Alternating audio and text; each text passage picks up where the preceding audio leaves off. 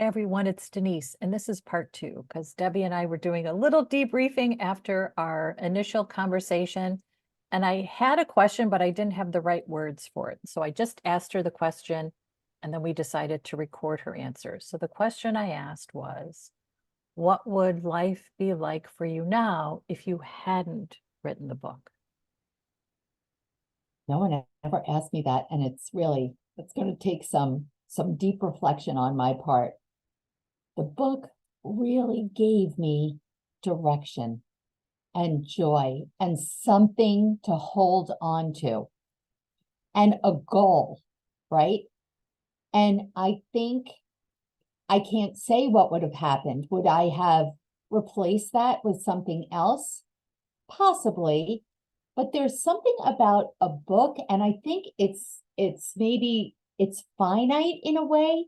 Like there's a date it has to be in. There's a date where, look, you can change the publication date, but it's a deadline.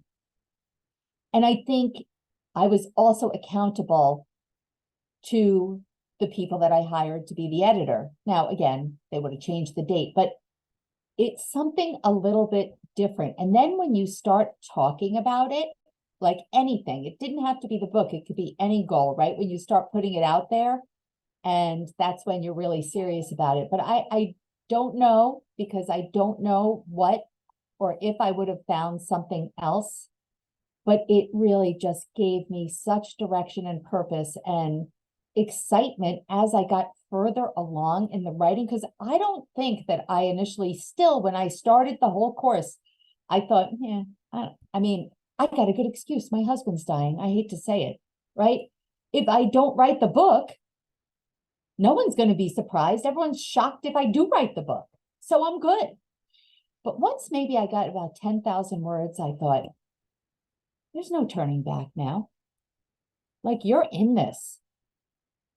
And it gave me something to hold on to every day.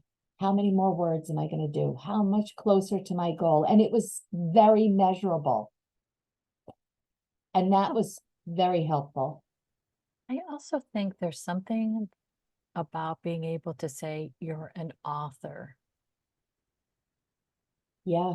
I mean, I Lauren is the name of the woman who I wrote the book with. And I said to her, well, I'm not really an author.